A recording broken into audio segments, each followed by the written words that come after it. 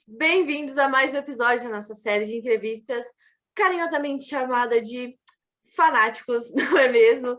Estamos aqui mais uma vez com um convidado mais que especial e dessa vez nós chamamos o Donald, o dono da delicatessen mais charmosa que você vai ver hoje. Ela é toda no tema de Islanders, dos Islanders, exatamente. Lá tem comida azul e laranja, lá tem... é tudo azul e laranja. E nós, como bons brasileiros, que sempre gostamos de coisas muito coloridas e temáticas, não poderíamos perder essa chance de falar com o Donald. E, enfim, entender um pouquinho sobre o Blue Line Deli. Então, vem com a gente e espero que vocês gostem da entrevista. Nice to meet you, Donnie. It's an honor to have you here today. And we're going to start questions. My name is Arielle. My name is Clara. Danilo, you know. Yeah. Nice to meet you guys. Nice to meet you, Donnie. Nice to And meet you, thank you Donnie. for agreeing to this interview. Oh, it's my pleasure. Thanks for having me. Okay, so first things first, how did you start cheering for the Isles and what's your story with the team? I'm a lifelong fan. I just turned 40. I was born in 1981. So the year I was born, they were the best team in the world. And, as I started growing up a little bit and starting to understand a little bit how hockey worked, I fell in love with it. And, my parents would take me to games when I was a kid. And it's just been, a place to go where people were loud and, you can make friends, just everybody has that one thing in common, that everybody's looking for the Islanders to win the game. And it's just, it's been a passion of mine since the very beginning. Oh, that's amazing. Thank you. Next one. What is the story behind your deli and how did the idea of making everything about the Isles come up? Like everything about your favorite hockey team? Yeah, so I worked in this business my whole life also. My family owns a pretty popular bagel store chain here called Bagel Boss. And after high school, I had no interest in going to college or doing any, I knew I was going straight to work for my family. And I did that for a lot of years, or probably about 25 years I worked for them. And it just got a little boring. I always wished that I could be a hockey player, but I was never good. I always wish that I could work, in hockey somehow, maybe be a coach, but I don't know anything about it. I'm not smart enough. So I thought the only way I would ever be able to be involved with hockey would be to opening a deli or a bagel store and, hang up jerseys and at least try to get the fans to come in and talk about it with me. And, when I did it, a lot of people thought I was crazy and, I didn't care because we were going to have good food no matter what. So who cares if there's a jersey on the wall? I just thought if a few people came in and they liked it, maybe they would start talking about it. And, I hung up a jersey and then I started hanging up all these decals all over the place. And I went crazy with it because that's just how I am. I'm, when I love something, I love it all the way. And, it just happened and people seemed to really enjoy it. And once a few people came in and, they started telling their friends, and before I knew it, after a year went by, like Islander fans were coming in like crazy. So pretty cool stuff. Donnie, yesterday I searched on the map and I see have a Brazilian Jiu-Jitsu school side by side with Blue Line Deli Bagels. Nice, yes. Nice. You there practice? No. I'm not. I was never a good fighter. I'd be afraid to walk into that place. But the people that go there, they come in here all the time, and they're very, very cool people that go to that gym. Nice. Oh, that's great. You know so much Brazilians in neighborhood. Yeah. There's definitely Brazilians in the neighborhood, and in fact, when I was growing up, a very close family friend was from Brazil, and her name was Adriana, and I haven't seen her in a long time, but she was awesome. I don't know too many Brazilian people, but the one that I was very close with was one of the nicest and most coolest person ever. So I would love to come to Brazil one day, for sure. That would be amazing. And we would love to have you here. Maybe we'll open up a Blue Line in Brazil. What do you think? Yes, that is. Is this a promise? Crazy. Amazing. Is this a promise? Because I mean, Sure. Yeah. I would love to try your bagels. Yeah. Yeah. Yes. And we have a question about bagels. Okay. Look, Clara know what's a bagel, but Arielle and me don't know what's a bagel. Arielle. They were confused about what is a bagel. Yeah, sure. So, okay. Explain to So us. any bread or bagel, it's made from water and flour. That's the basic, ingredients in any kind of bread. So you take water and flour, and it's funny because my family is from Białystok, which is in Poland, and in their country, they have bread. Everything is bread from there. So a few generations of my family ago brought over recipes from Poland, from Białystok to New York, and my grandfather worked in a bakery in Brooklyn, and they were bialy bakers, which a bialy is similar to a bagel. There's just no hole in it, and it's a little different. But anyway, so I'm getting away from your question. So basically, you take flour and water, and then you mix other things like yeast and sugar, salt, and if you're going to make flavors, like egg bagels have eggs in them, and cinnamon raisins have cinnamon, and that's basically it. So you put all those things in a mixer, and it spins really fast, and it's very powerful, beats up the dough like a lot, and then you put it on a table and you hand roll them. I mean, the old school way of doing it is hand rolling them. Now they have machines that do it, but they're not as good. We still hand roll our bagels here. So basically you put a big piece of dough on the table and you cut it like this, and you cut strips. And if you see, there's guys at the table going like this, and that's how they roll the bagels. They roll them out and they make each one by hand. And that's basically what it is. Then you put it in a kettle, which is a big pot of boiling water. And usually you do between 2 or 3 boards, 24 bagels to a board, 2 or 3 of those inside the pot of boiling water. And you throw that on a board, line them all up, and then throw them in the oven. That's basically the very fast version. Yeah, I'm getting hungry. Yeah, I'm getting hungry. That's just the quick version of it, but there's a lot that goes into it. If you do any of those steps incorrect, they're not going to be good. And that's why they say bagels are not as good in other states, because the water's not as good, but really you got to know how to make them. There's love that goes into it. You have to really love doing it, because if you don't, you could tell they're not going to be good. Yeah, apparently the New York bagel is the best bagel. Yeah. Oh, no doubt about it. The US, yes. Well, we want to try it, so maybe one day we can go to your bagel store and try one, right? Well, I would buy you as many bagels as you guys want. If you guys come here, whatever you want is on me. Yeah, for sure. No, you're being too nice. All you can come, bring as many people as you want. We'll have a big bagel party. I mean, that's like that I can promise. I'm gonna gain you're too nice. 10 kilos. I don't know. Yes. bring 100 people, no problem. I'm gonna turn into a bagel. That's the thing. Well, but now that we're talking about food, we saw that you have acai in your menu, and you probably already know that acai is from South America, and we eat it here like a lot on a daily basis. So how did acai end up in a New Yorker menu? So my father introduced it to me. His store started making them. So I don't know what company he gets it from, but a company reached out to him and they started doing acai bowls. And they had a representative come down and show us how to do it, where you put granola and fruit. I don't know how you guys do it, but the way we do it is it comes in a big bucket, it's frozen, and then we scoop it into a bowl, and then we put granola and you could put coconut on it, or there's a whole bunch of different things that we put in it. But for the most part, it's granola, strawberries, blueberries, raspberries, and acai. Yeah. And they're very good.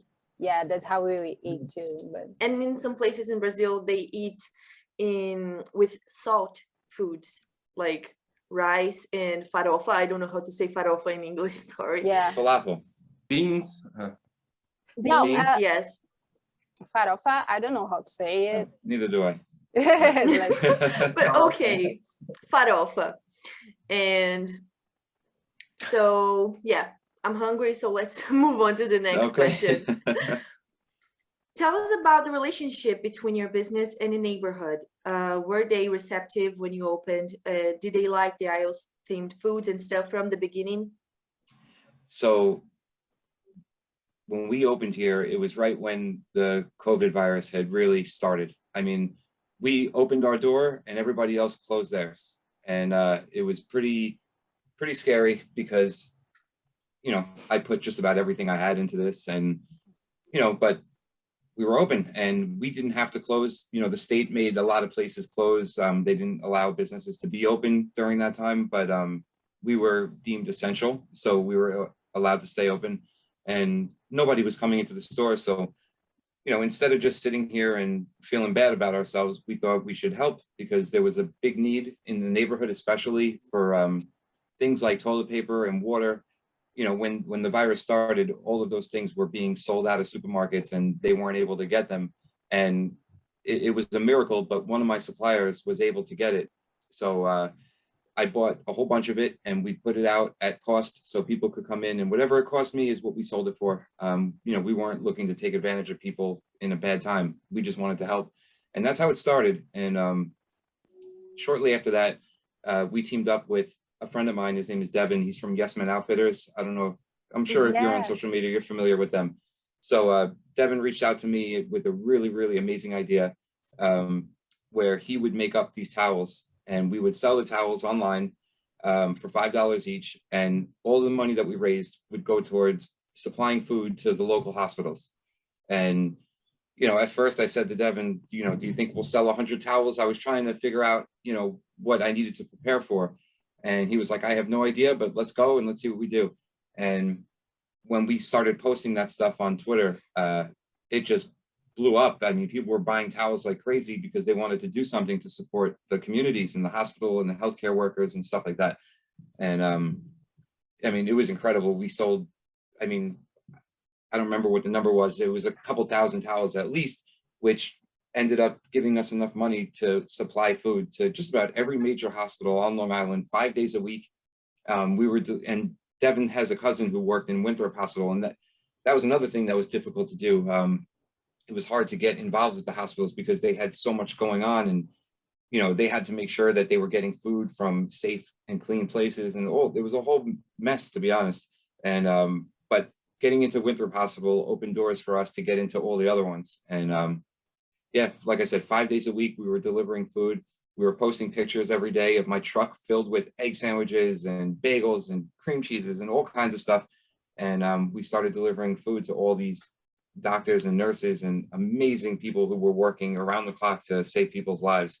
And you know, I really don't feel what we did was not even close to as important as what the doctors were doing. I mean, I saw firsthand what it was like, and it was the most awful thing I've ever seen. I'll never forget it. I'll never be able to not see it. But it opened my eyes to how much need there is, not even with COVID, with other things. And, you know, it has a special place in my heart now, how to, you know, get involved with charities and stuff. We've done countless amounts of charity work ever since, and we're going to continue to do that because it's just, you know, there's, like I said, an amazing amount of people who are in need of stuff. And, you know, if you're in any kind of position to help, you should. And that's it.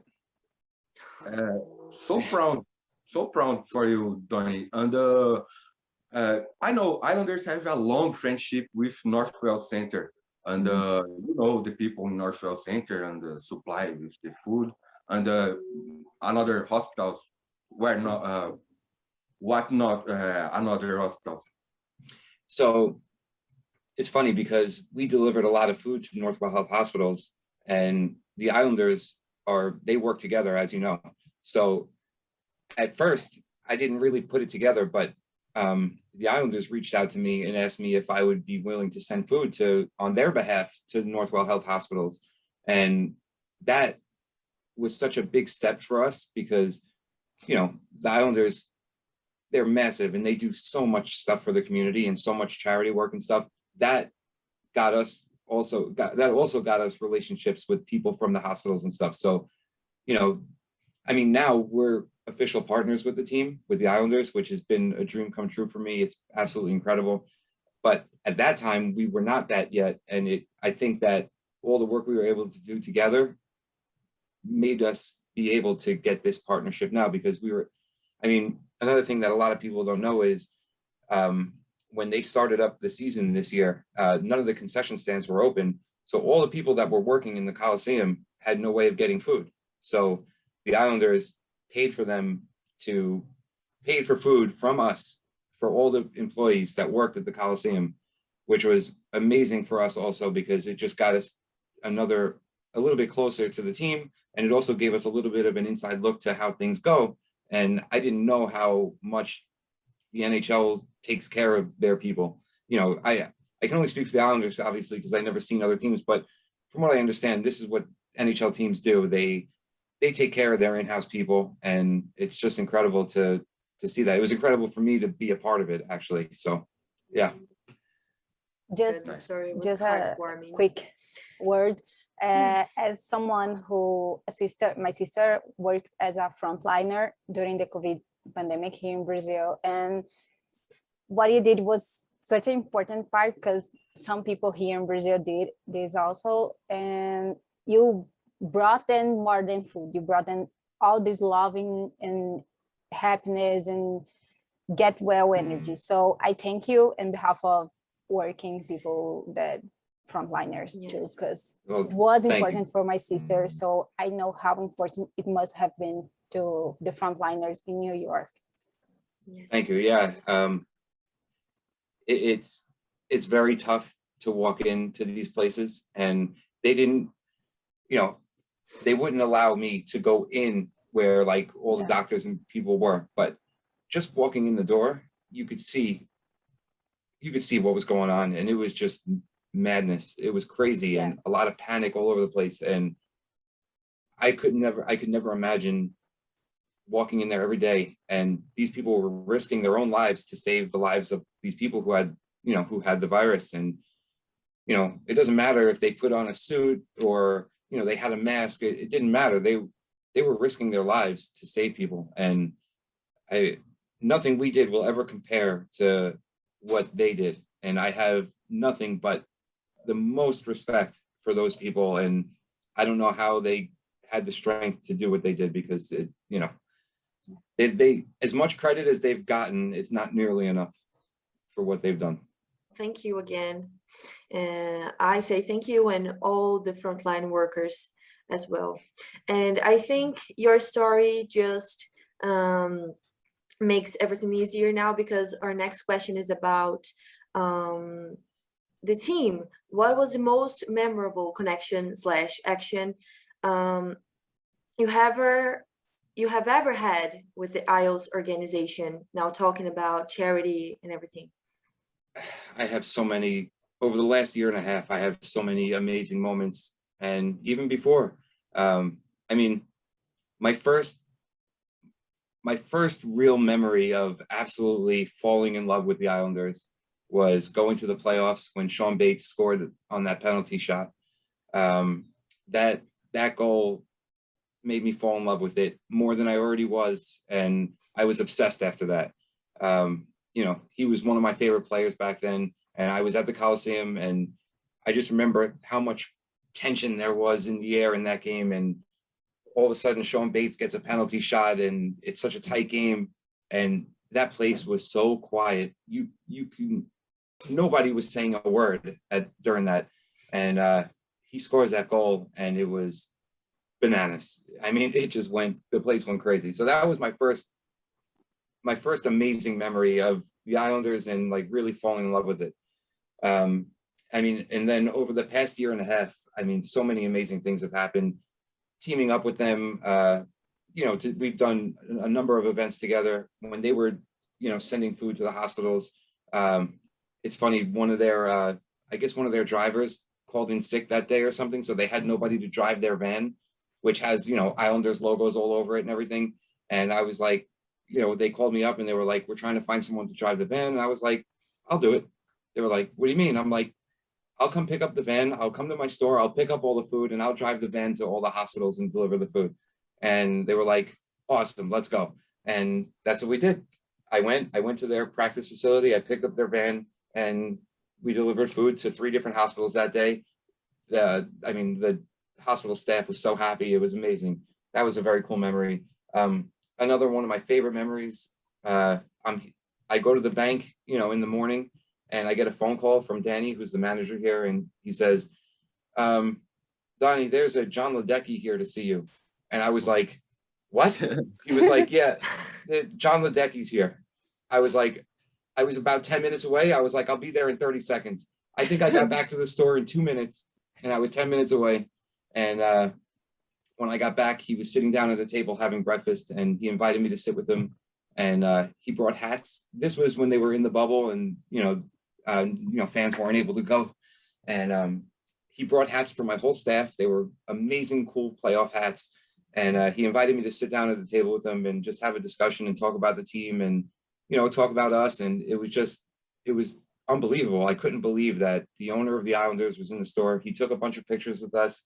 And that was, I mean, that's still, I'm getting goosebumps now just telling you about it, just because it was, I've never met an owner of anything, you know, like significant like that, like, you know, the owner of my favorite team, and just everything that he's done for this team.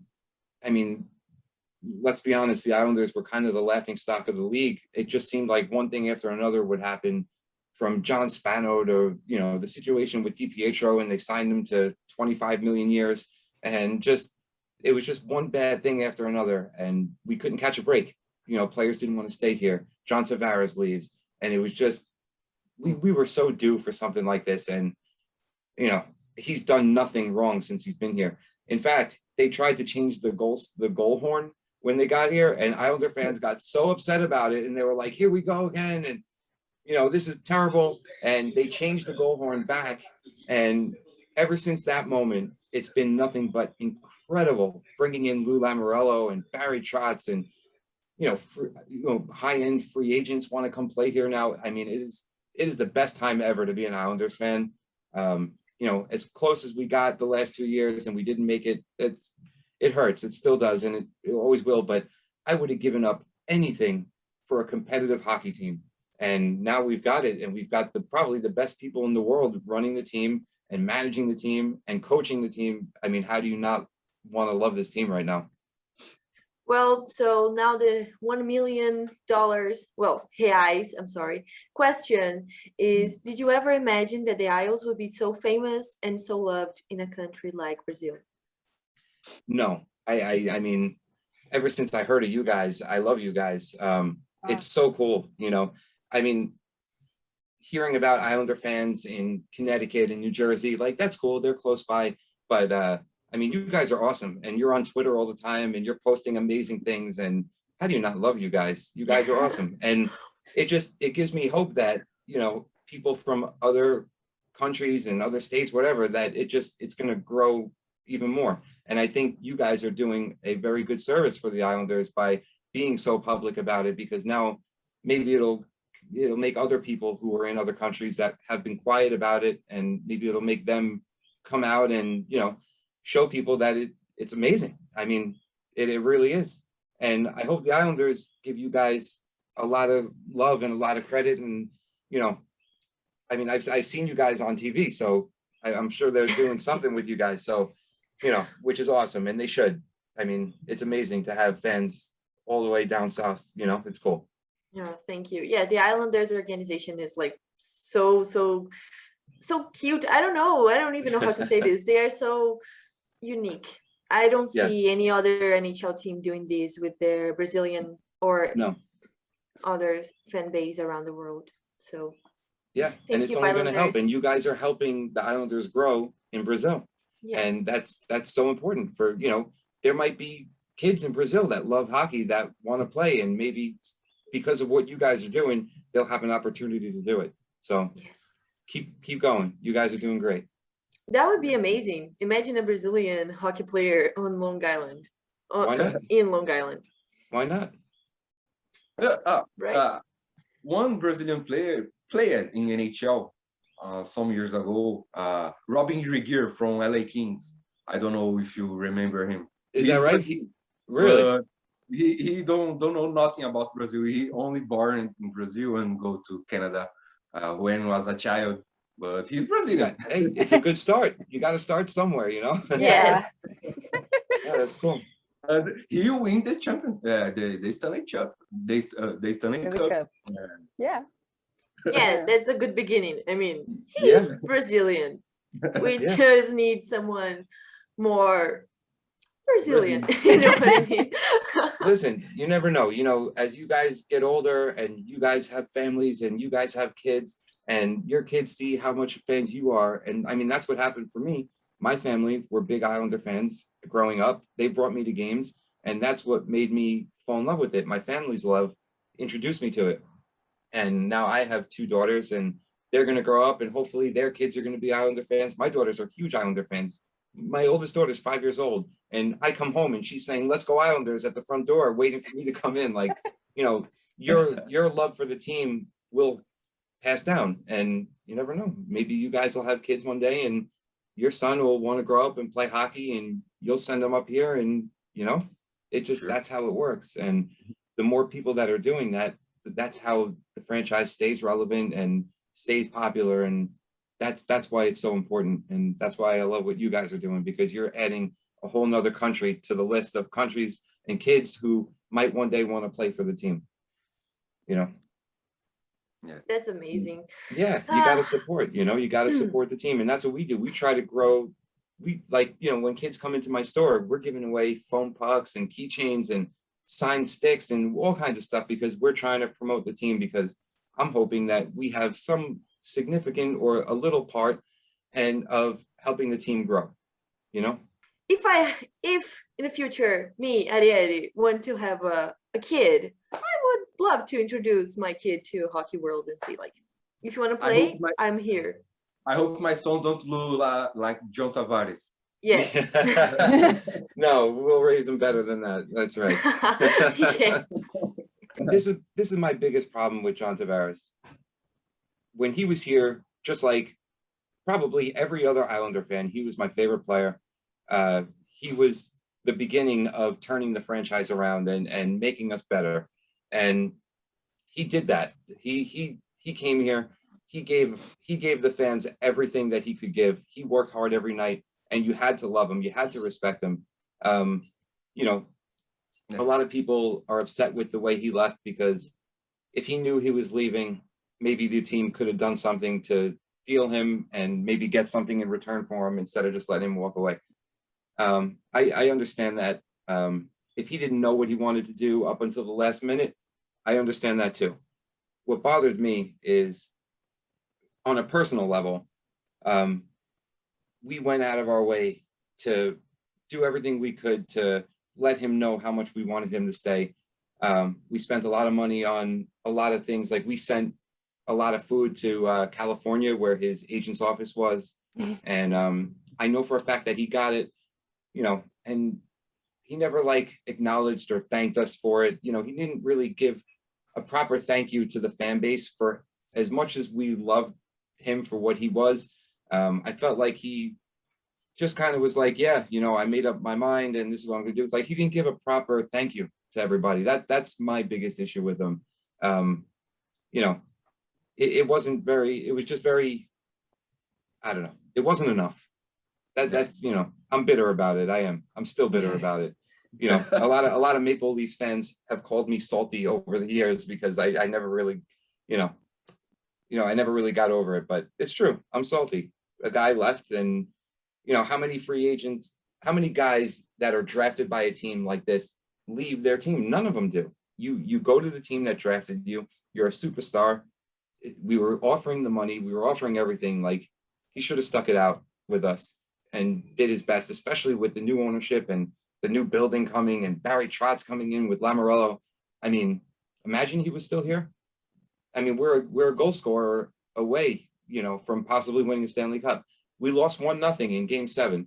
You think if he was on the team, we would have lost 1-0? I don't think so. We needed him, and that's my biggest issue with him. But it is what it is, and look where we are now. Then again, if somebody said, "Would you trade John Tavares for Barry Trotz and Lou Lamoriello?" Absolutely, I would have done it. So, yeah, it is what it is, and we're gonna win without him. So. Yeah. You're not salty. You are right. And we are with you, okay? Thank you. So now about the now we have a little sad question for you about the 2020-2021 season. What's the feeling after such an intense playoff journey and that sad loss? It was very tough to lose. You know, we all believed it. I went to every playoff game this year, every home game, I should say. And that building, I mean, just, we were leaving the Coliseum. The team was great. They were playing hard. They didn't have any big injuries. It just seemed like destiny. And, you know, when Bo scored in overtime in game 6, even more we felt it. I mean, the emotion in the Coliseum when Bo scored that goal, people were crying, people were freaking out. You know, people were throwing water bottles onto the ice because there was so much emotion. People didn't know what to do. And all of a sudden a bottle goes flying, and like, it was just, it was incredible. And that moment, more than any other moment before, made me think we got this. And, you know, going into game 7, it was such a tight game. And, you know, when they scored that shorthanded goal, it still didn't feel like that was going to be it. It felt like, okay, we need one and it's coming at any moment. And they couldn't do it. I mean, you got to give Tampa all the credit in the world.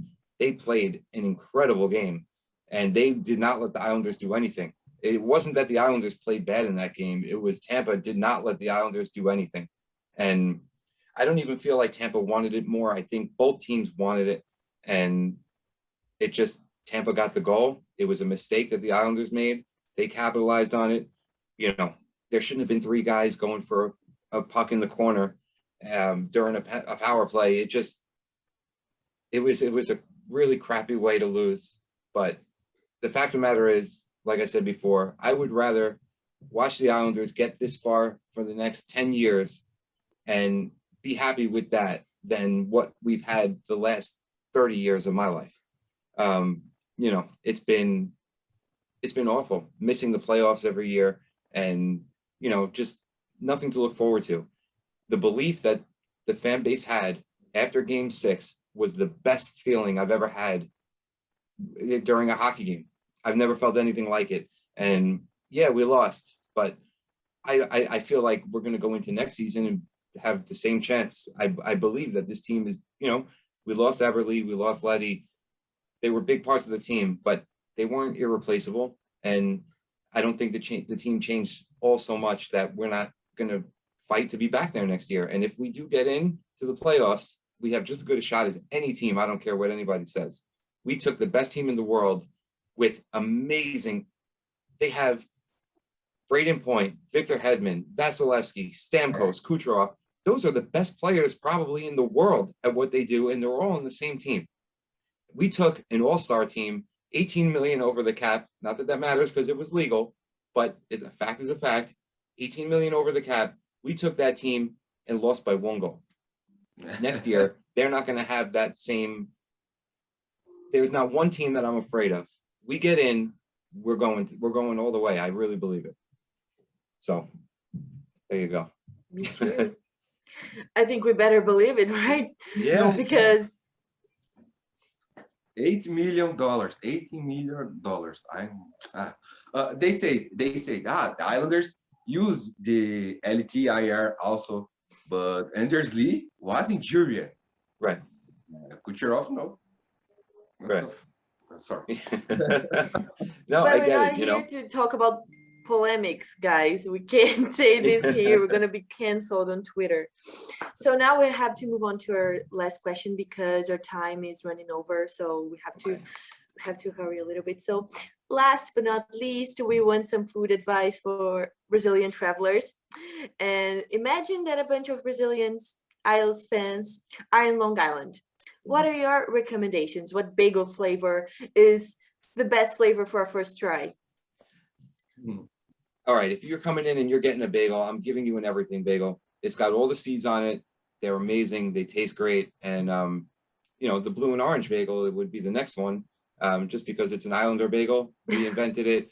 And, you know, we give those bagels away so much because it's Islanders on a bagel, you know? And then for lunch, that would be breakfast. I'd give you an egg sandwich on an everything bagel. For lunch, I'd give you probably the Blue Liner, which is one of our best sellers here.